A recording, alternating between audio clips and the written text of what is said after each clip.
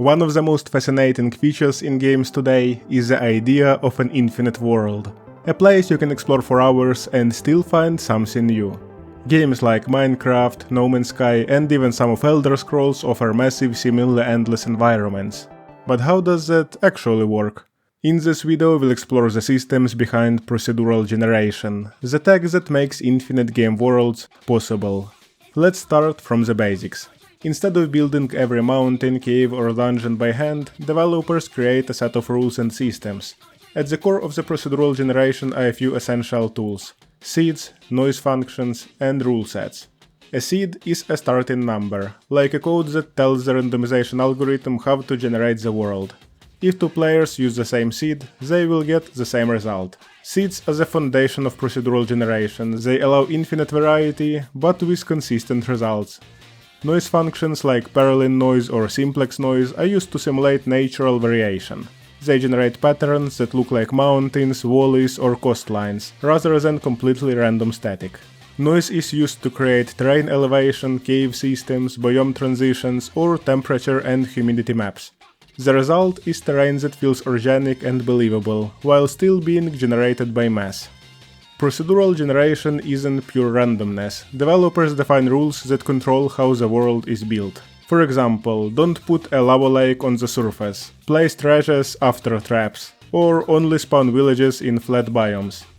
Let's explore how popular games implement these ideas, each using procedural generation in different ways. Minecraft generates an enormous open world by dividing it into chunks, 16 to 16 block sections that are generated as the player moves. Each chunk is created using a seed for next calculation, Perlin noise to generate terrain heights and biome placement, and feature generators for caves, trees, ores and villages. Because of this system, Minecraft can generate a world up to 60 million blocks in every direction. But why this specific limit? It's due to how coordinates are stored in the game's code. Minecraft uses 32-bit floating point numbers to represent positions. Once you get far enough from the origin, around 30 million blocks, the mass starts to break down.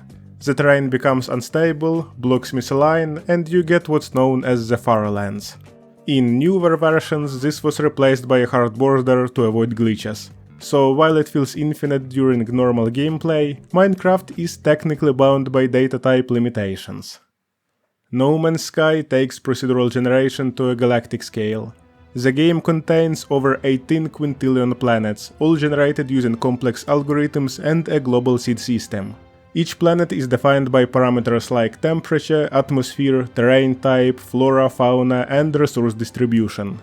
When a player discovers a planet, the game doesn't load pre-made data. It reconstructs the planet using formulas, ensuring consistency across visits without storing massive amounts of data. In the Elder Scrolls Oblivion, many of the game's dungeons are created using a modular generation system. Instead of designing every dungeon manually, developers created a library of pre-made rooms and corridors. These pieces are combined in different arrangements following specific rules, like where the entrance should be, how enemies and loot are distributed, how to connect different room types.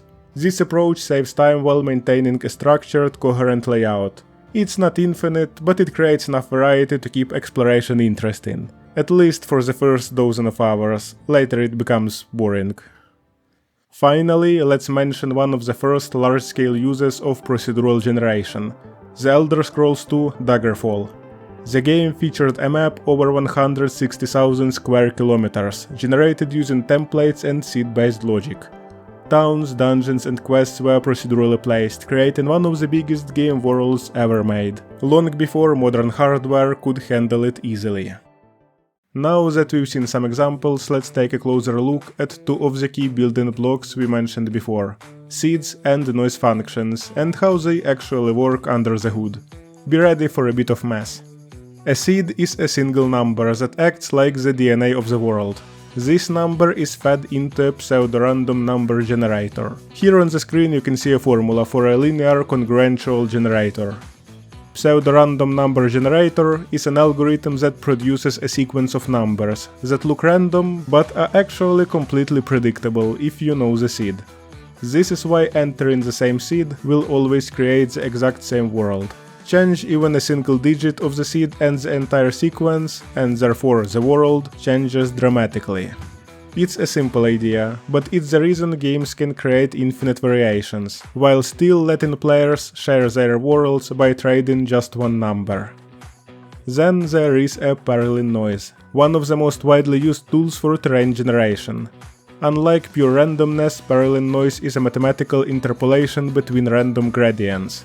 You can imagine it as gently rolling hills, where the highest changes gradually rather than jumping suddenly from peak to valley. Developers often combined multiple layers of Perlin noise at different scales, one for broad mountain ranges, another for hills, and a finer one for small rocky details. When blended together, the result is terrain that feels organic and believable, even though it's completely generated by math. So, how does it all come together? In most cases, games don't generate the entire world at once. Instead, they generate just enough to keep up with the player. Here is a simplified overview of how the system works. First, choose a seed value, player-defined or random, to use in our random numbers generators. Then, use noise functions to generate terrain elevations. Next, apply biome rules to determine surface type. Add structures, caves, enemies, and items. Finally, load and render chunks only when the player gets close. This approach saves memory and processing power. The game doesn't need to store the entire world, just the rules and the seed. Everything else can be recreated dynamically. However, procedural generation also has limitations. Without enough variation or thoughtful design, procedurally generated content can feel repetitive or uninteresting. Players can often sense when environments are just reshuffled pieces instead of carefully designed spaces. As procedural generation evolves, one of the biggest game changers could be AI. While traditional procedural systems follow fixed rules, AI has the potential to understand player behavior, context, and narrative flow, allowing it to generate content that feels more intelligent and reactive. Combined with procedural tools, it could push the idea of infinite worlds to a new level, not just in size, but in depth and meaning. And the best part? It's not magic. It's just math and logic, applied creatively. If you want to know more about how games are made, check any of the videos you see on the screen. There I briefly explain the pipeline and the technical side of game dev. And surely, don't forget to check my GameDev Patreon in the description to start your own developer's path. I will see you very soon, we are still on the internet.